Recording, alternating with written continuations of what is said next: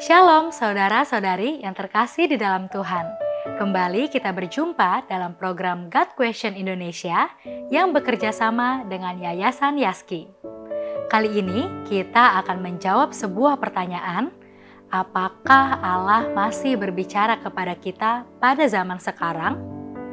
Dalam video ini saya akan menjelaskannya dari sudut pandang Alkitab. Jadi saksikan videonya sampai selesai.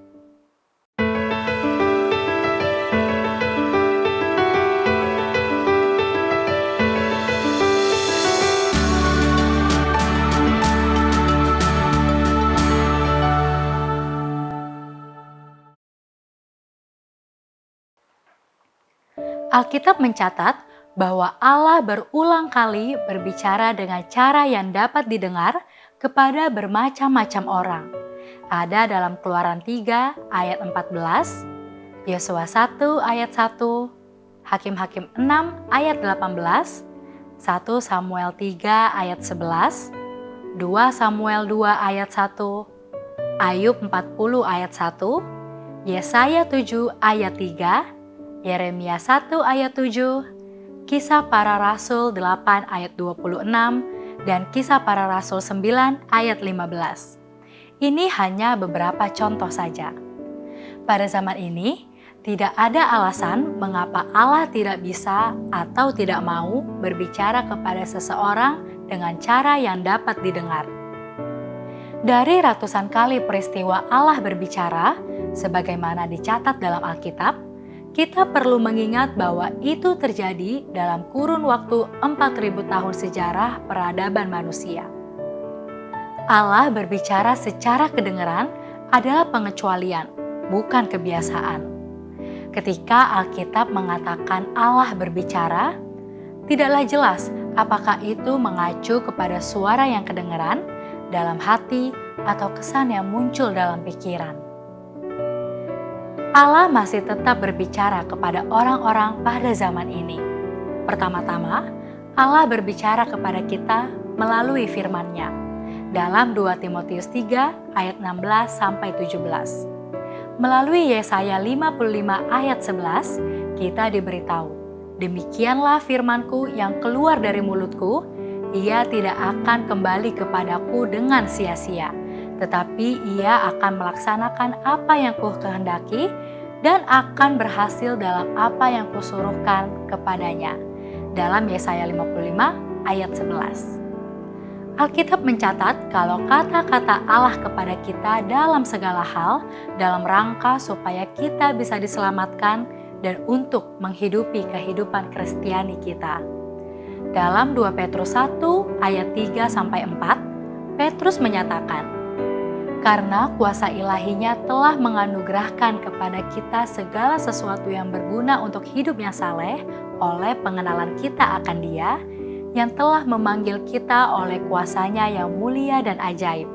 Dengan jalan itu, Ia telah menganugerahkan kepada kita janji-janji yang berharga dan yang sangat besar, supaya olehnya kamu boleh mengambil bagian dalam kodrat ilahi dan luput dari hawa nafsu duniawi yang membinasakan dunia. Kedua, Allah berbicara melalui kesan, kejadian, dan pikiran. Allah menolong kita untuk membedakan yang benar dari yang salah melalui hati nurani kita. Dalam 1 Timotius 1 ayat 5, 1 Petrus 3 ayat 16. Allah bekerja menyelaraskan pikiran kita dengan pikirannya.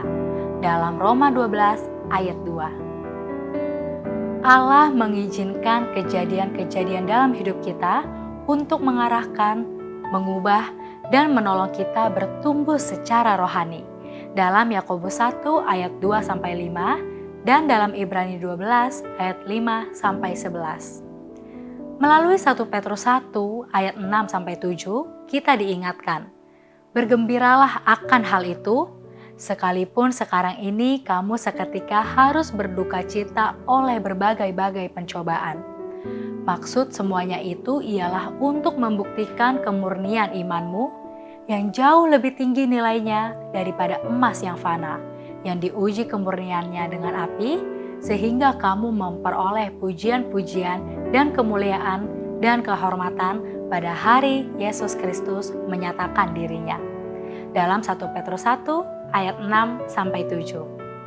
Akhirnya, ya, Allah kadang-kadang berbicara secara kedengaran kepada orang, namun sangat diragukan bahwa hal ini terjadi sesering yang diakui oleh sebagian orang. Sekali lagi, bahkan di dalam Alkitab, Allah berbicara dengan bersuara sebagai suatu pengecualian, bukan kebiasaan. Jika ada orang yang mengaku-ngaku bahwa Allah telah berbicara kepadanya, bandingkan dengan apa yang Alkitab katakan. Jika Allah berbicara saat ini, kata-katanya akan sesuai dengan apa yang telah dikatakannya di dalam Alkitab. Allah tidak berkontradiksi dengan dirinya sendiri.